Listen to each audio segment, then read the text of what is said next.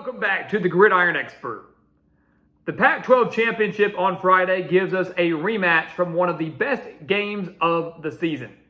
USC is looking to exact revenge on Utah and to avenge their lone loss of the season as the Utes took down the Trojans 43-42 in Salt Lake City back in October. Utah is looking to win their second straight Pac-12 title. USC needs a win in this game to make the college football playoff. Talk about a championship game. Talk about the stakes being high. Talk about excitement. This is going to be one heck of a ball game on Friday, and we are here to break it all down for you and share our projected winner. So again, guys, welcome back to the Gridiron Expert. We're so glad you could join us today. As always, please continue to like, comment, subscribe, share our videos. Of course, check out everything down in the description below, including our expert picks over on the website, thegridironexpert.com. Again, if you want spread picks for every single conference championship game, if you want spread picks for every single bowl game and guaranteed winners, money right in your pocket, thegridironexpert.com is the place for you. Go check it out, guys. Sign up today, become a part of our GE Nation, and start winning with us right now. It's a year-long subscription. You're going to get all of these games to start, and then you'll practically get it for all of next season as well. NFL picks, too. Every single NFL playoff game. Make sure to go check it out. Sign up today, and again, start winning with us here at the Gridiron Expert. So let's break down this game, guys. I mean, this is exciting. Like, Utah was the Pac-12 favorite back in the preseason, and despite having, 3 losses on the year, the Utes are still in it, thanks to Oregon State upsetting Oregon and coming back from a 21-point deficit. So Utah was the favorite.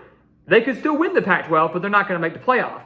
USC, in year one under Lincoln Riley, is in the Pac-12 Championship, only lost to Utah. They have a chance to avenge it, and if they do that, they go to the playoff in his first year, and for the first time ever for USC. I mean, how exciting is that? This is going to be a very, very fun game on Friday night.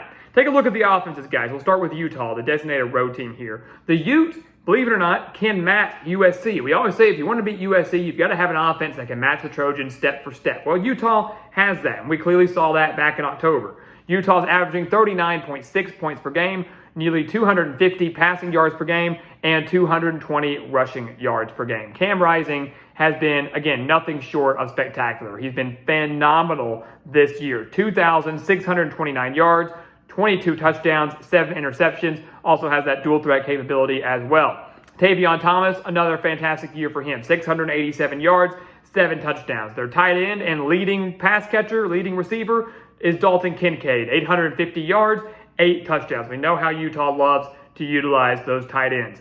You look at the numbers, guys. In that first meeting back in October, Utah had 562 yards against USC. 424 of those were through the air. To beat USC, Cam Rising is going to have another big day through the air.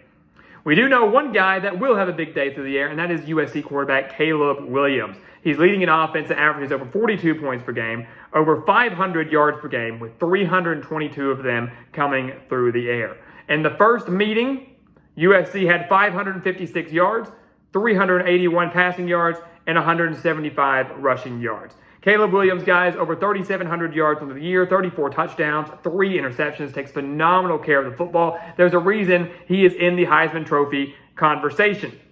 One thing to be of note, though, in that first meeting against Utah, the Trojans did have Travis Dye. Travis Dye now out for the year. He got injured in that Colorado game in November and will not be playing in this game. Travis Dye in that game had 119 total yards and a touchdown.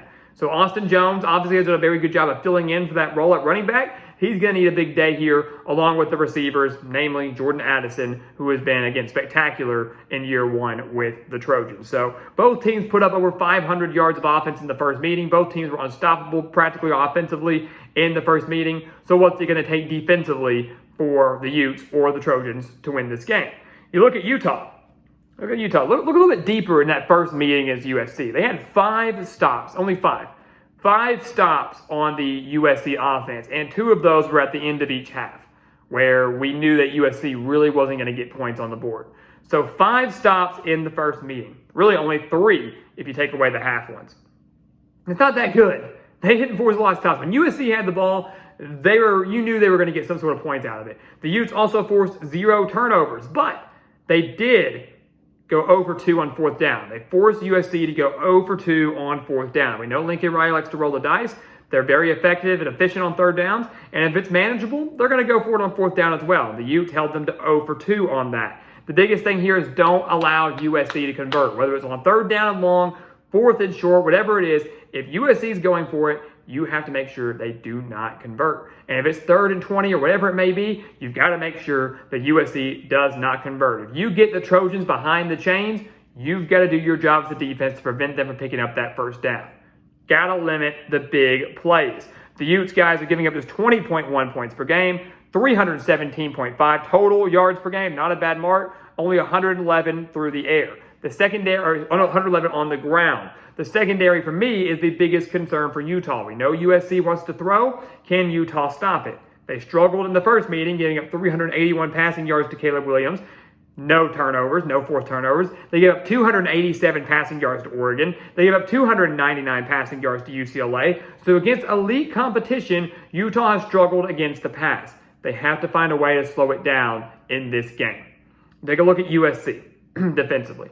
That's been their downfall. That has been the issue for the Trojans all year, and yet they're still in the playoff hunt. They're giving up 26.3 points per game. They're giving up over 260 through the air. They're giving up 142 on the ground. Not the worst numbers in the world by any means, but the Trojans have 4 wins by single digits, right? 4 wins by single digits, and they allowed at least 469 yards in 3 of them. The only exception was the 3-point victory at Oregon State way back in September. They allowed over 460 yards in 3 of the 4 single-digit wins. They allowed 562 yards in the first meeting against Utah. The biggest key for USC defensively is to create turnovers, to create takeaways. And they did a really good job of that. They have 26 turnovers on the year. 19 of those are interceptions. They forced an interception off of Cam Rising in the first meeting. If they force 1 or 2 off of him in this game in the Pac-12 Championship, USC wins the game. And I have no doubt about that. If they shut down Cam Rising and they force 1 turnover, maybe 2, but just 1, and then convert with a touchdown off of that, I think it's over. I really, really do. I think Utah is going to struggle to stop them offensively.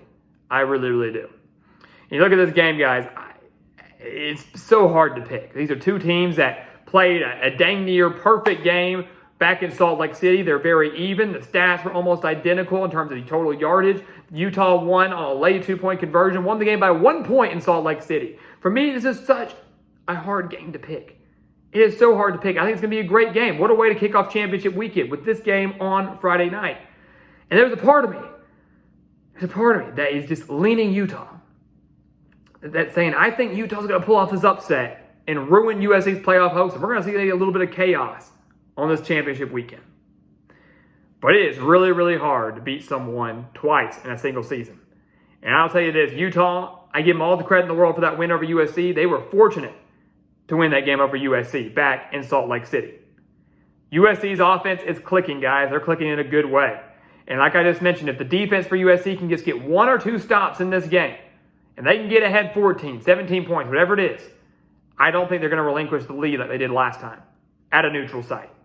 They're not a neutral site. They're not going to have all the Utah faithful right there. I'm going to go with USC. Give me the Trojans in what should be another close thriller in this Pac-12 championship game. But I think USC gets revenge over their lone loss of the season, which if anything is going to impress the eyes of the committee even more by avenging that loss.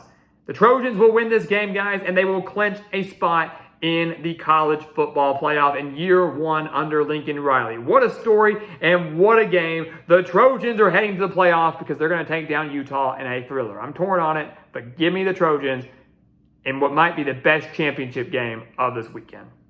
So guys, as always, thank you so much for watching us here at the Gridiron Expert on YouTube. Make sure to continue to like, comment, subscribe, share our videos, and of course, check out everything down in the description below, including, again, those expert picks. If you want spread picks for every conference championship game, if you want spread picks for every bowl game and every NFL playoff game, thegridironexpert.com is the place for you. Go check it out. The link down in the description below. And once again, guys, as always, thank you so much for watching, and we'll see you next time right here on the Gridiron Expert.